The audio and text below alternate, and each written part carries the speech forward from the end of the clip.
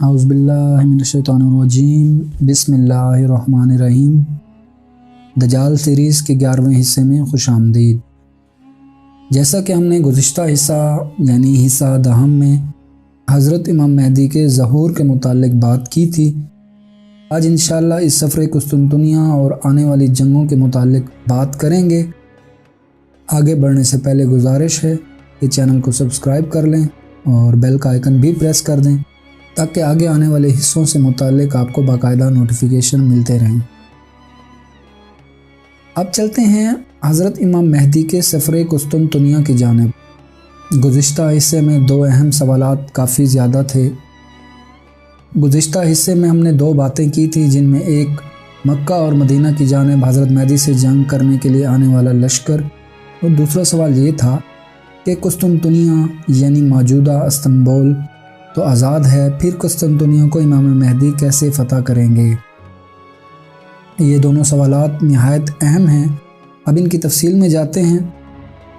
پہلے بات کرتے ہیں اس بڑے لشکر کی جو مکہ اور مدینہ کی جانب حضرت امام مہدی سے جنگ کرنے کے لیے چلے گا اور ایک پہاڑ کے نیچے جنگل میں قیام کرے گا اور اللہ پاک ان کو زمین میں دھنسا دیں گے۔ تو جانتے ہیں کہ وہ کون ہوں گے۔ جب حضرت امام مہدی کی شہرت اور بیعت کی خبر ساری دنیا میں پھیلے گی تو ایک فوج اٹھے گی جو حضرت امام مہدی سے جنگ کرنے کے لیے روانہ ہوگی۔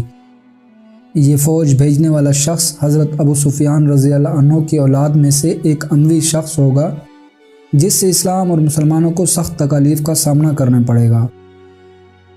اس کے زمانے میں مسلمانوں کا بالعموم اور علماء و فضلاء کا بالخصوص قتل عام ہوگا، لیکن یہ فتنہ زیادہ دیر نہیں رہے گا کیونکہ امام مہدی کا ظہور ہو چکا ہوگا، جس کی علامت یہ ہوگی کہ سفیانی بیت اللہ کو منہدم کرنے کی نیت سے روانہ ہوگا، لیکن جب یہ اپنے لشکر سمیت بیدا نامی جگہ جو کہ حرمین کے درمیان ہے پہنچے گا تو پورا لشکر زمین میں دھسا دیا جائے گا۔ ان میں سے 2 افراد جو کہ مخبر ہوں گے زندہ بچیں گے۔ ان 2 میں سے ایک شخص واپس آئے گا اور سارا قصہ اسی دشمن اسلام شخص کو جا کر بتا دے گا، اور دوسرا شخص سارا قصہ حضرت امام مہدی کے گوشے گزار کر دے گا۔ جب اس سفیانی شخص کے پاس اس لشکر کے دھنس جانے کی خبر پہنچے گی تو یہ شخص ساری دنیا سے نصارہ کی فوجیں اکٹھی کرنا شروع ہو جائے گا اور مسلمانوں کے خلاف بڑی جنگ کی تیاری کرے گا۔ اس کی فوج میں 80 جھنڈے ہوں گے، یعنی آپ کہہ سکتے ہیں کہ یہ 80 ممالک کی فوج ہوگی، جیسے آج کی نیٹو فورسز بھی ہو سکتی ہیں۔ ان 80 جھنڈوں میں ہر جھنڈے کے نیچے 12,000 کی فوج ہوگی، یعنی کل ملا کر مسلمانوں کے مقابلے میں 9,60,000 کا لشکر میدان میں آئے گا۔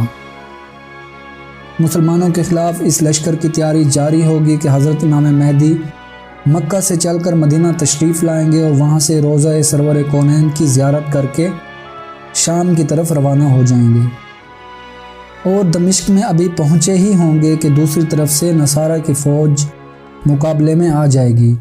حضرت مہدی رضی اللہ عنہ کی فوج 3 حصوں میں بٹ جائے گی۔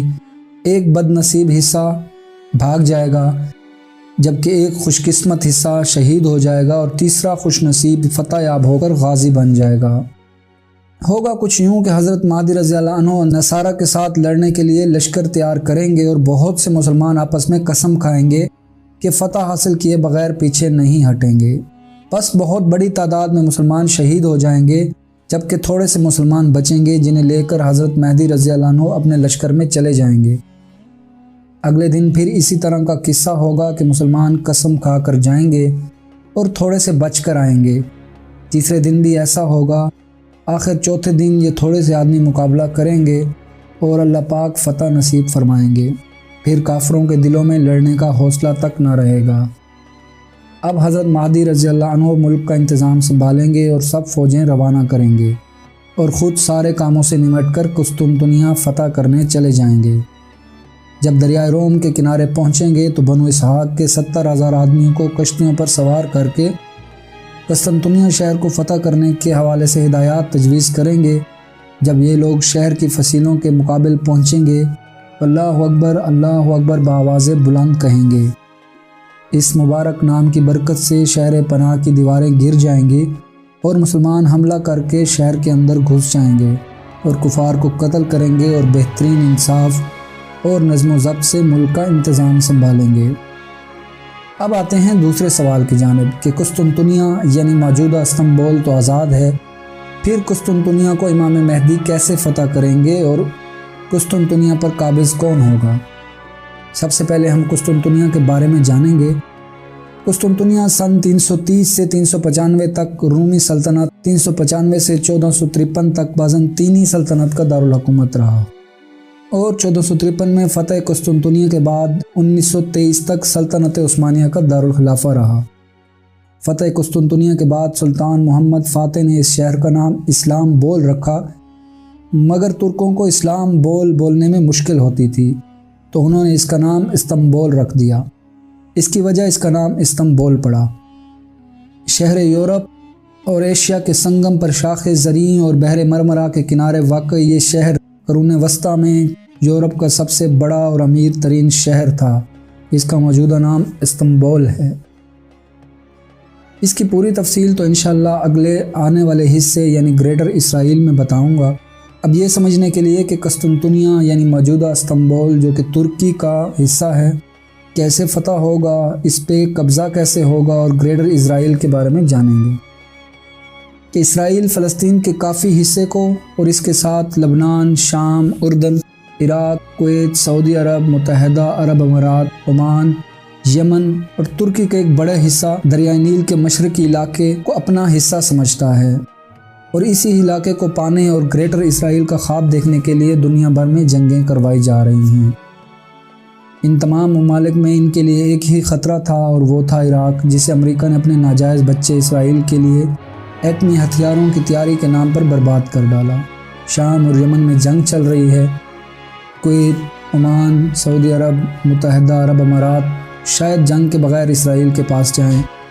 نیل یعنی مصر کا علاقہ، تو مصر میں اس وقت سیسی کی حکومت ہے، جو کہ ایک بہترین مسلمان حکمران محمد مرسی کا تختہ الٹ کر خود حکمران بنا، جبکہ یہ جنرل سیسی اس وقت امریکہ کا ہی چہیتا ہے۔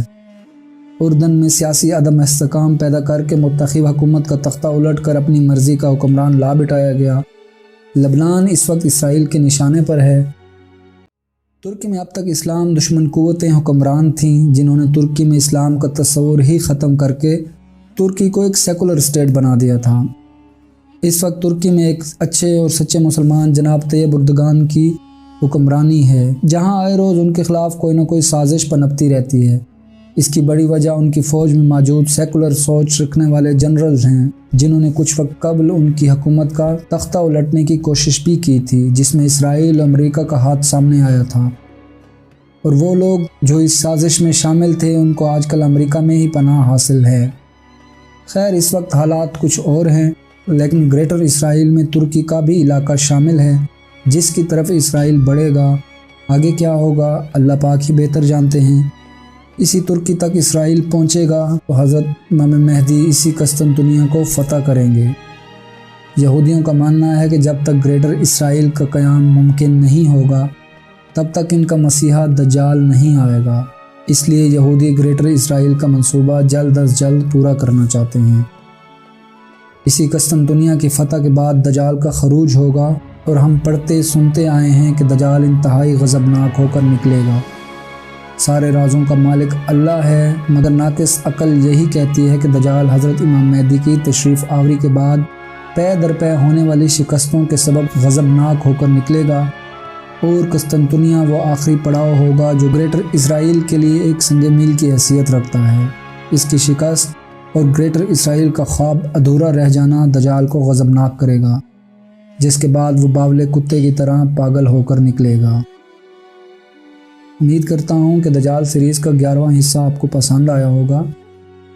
انشاءاللہ دجال سیریز کے اگلے حصے میں خراسانی لشکر جو کہ حضرت امام مہدی کی مدد کے لیے فلسطین پہنچے گا کے متعلق بات کریں گے۔ تب تک چینل کو سبسکرائب کر لیں۔ خوش رہیے، دوسروں کو بھی خوش رکھیے، مجھے اپنی دعاؤں میں یاد رکھیے۔ فی امان اللہ۔